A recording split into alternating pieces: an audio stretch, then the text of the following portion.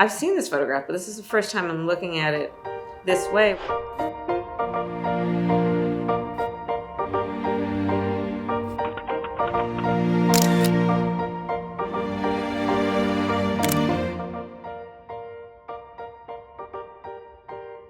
Actually, this is the first time I've seen this photograph, but this is the first time I'm looking at it this way, where I realized that as I'm raising my right hand, you can see Justice Sotomayor's right hand.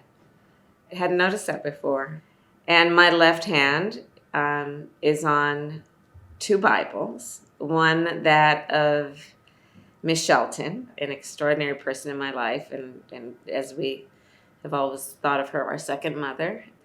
And I also asked to borrow Thurgood Marshall's Bible. And my darling husband, Dougie, is looking at me while I take the oath to become the 49th Vice President of the United States. Only 2 weeks after there was a riot on our Capitol, and I have taken the oath to support and defend the Constitution many times, and that day taking that oath had a particular resonance given the fact that we have sadly learned that not everyone takes that oath seriously. This photograph shows my arrival at West Point at the military academy to give the commencement speech. And the cadets are saluting me as I walk toward the stage. And I've had the distinction then of giving a commencement speech at 4 military academies, at West Point, for the Marines, for the Coast Guard, and for the Air Force. So it has been my great honor. I think there's no more noble work than being prepared to serve and sacrifice for the sake of our nation's safety, security, and prosperity.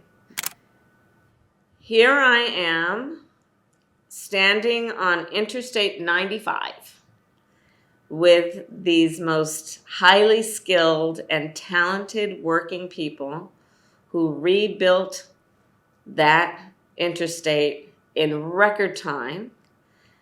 They worked around the clock, and they do such good work, and it was a really enjoyable day to celebrate them, and I was there to thank them for their work. And I'm very proud that we have been the most pro-union administration in history. So this photograph depicts our arrival, Doug and me, and our team in Ghana. And you can see Air Force Two in the background. It was very important to me, and it will continue to be, to frankly upgrade the narrative about the relationship between the United States and the continent of Africa. There is so much talent on that continent. By 2050, 1 in 4 people will be on the continent of Africa.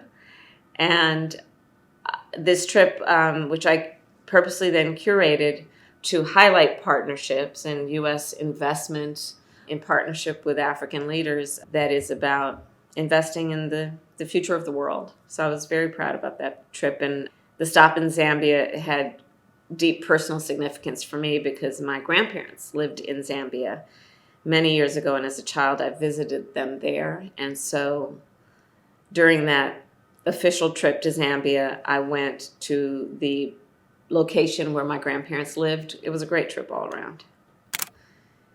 Here I am with my 2 Dougies. My Dougie, the second gentleman, and Doug E. Fresh. And I so enjoyed it. They have bonded in such a wonderful way. And every time we see Doug E. Fresh, he and my Dougie just embrace each other with a big old hug. And this day was the day I was very proud to host some of the pioneers of hip-hop to celebrate the 50th anniversary of hip-hop at the Vice President's residence. And so Dougie Fresh performed, Common came, and MC Lyte. It was an extraordinary array of talent, and I was just very proud to do that at this place called the Vice President's Residence. And what's been surprising to me, actually, is the number of people who've never been there. And we've hosted an extraordinary number of events that have never been hosted at that house, celebrating Dia de las Madres, a huge pride celebration, Diwali. We have hosted DC public school students, which has been one of my greatest joys. And part of how I've used this house is to, through the events we've done, reinforce the importance of building community and building coalitions and reminding people that we all have so much more in common than what separates us. And when I can bring a whole big group of people together at that house who seemingly have nothing in common and who leave then realizing they have everything in common, there's nothing better. Nothing better. So this photograph was taken during my college tour, but it was actually a college age tour because it was colleges, universities, community colleges, and trade schools. And I created this tour because I love Gen Z and I wanted to create a place and an opportunity to listen to their concerns, their thoughts about their lives and their future, and to be able to share some of what's happening in our country in a way that is intended to really acknowledge their leadership and the importance of their voice. And so this group of students were part of the group who greeted me when I arrived. They were also doing voter registration and making a huge difference. And hundreds of students and young people would show up. They'd stand in line and wait for hours to get in. I love telling other people about how this generation is prepared to lead. They are wonderfully impatient.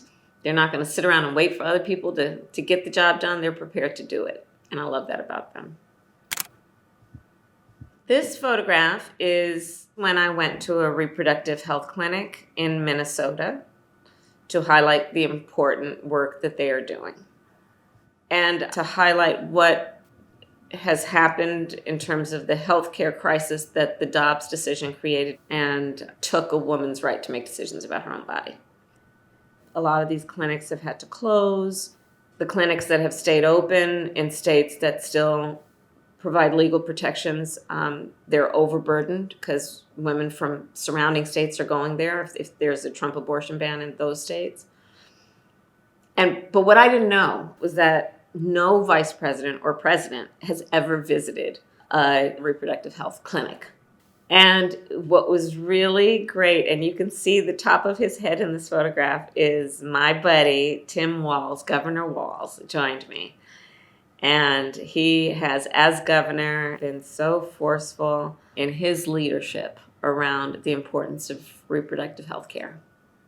And what I have to say is that the work that these incredible people do, that is about healthcare, it's about everything from HIV testing to breast cancer screening to PAPS to abortion care, is work that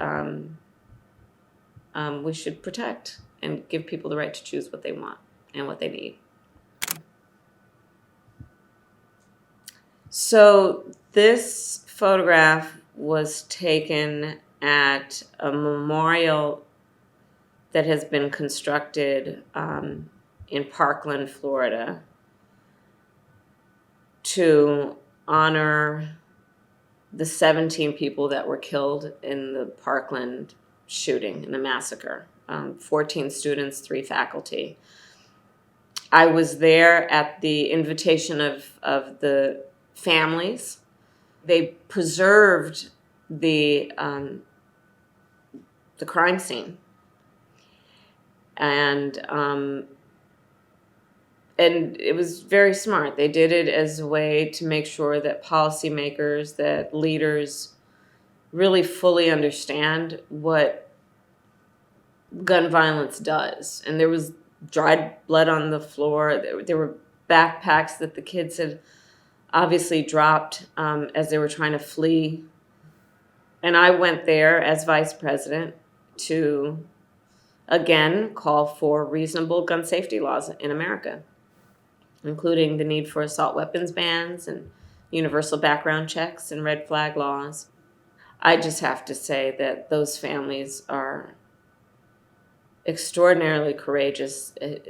All of these years, through their profound grief, they still share the story of their grief and that tragedy with the purpose of trying to compel leaders to do the right thing.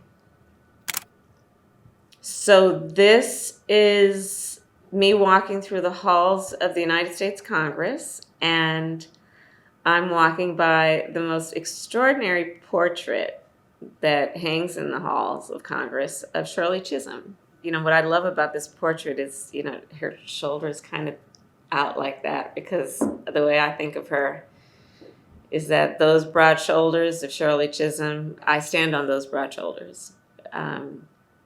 She paved a path that I would be the first woman vice president of the United States, that I would be the first Black woman to be a nominee, Democratic nominee for president of the United States.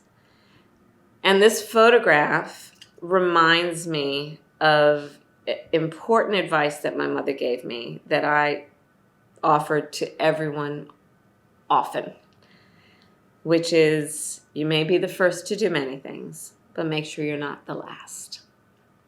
There we are.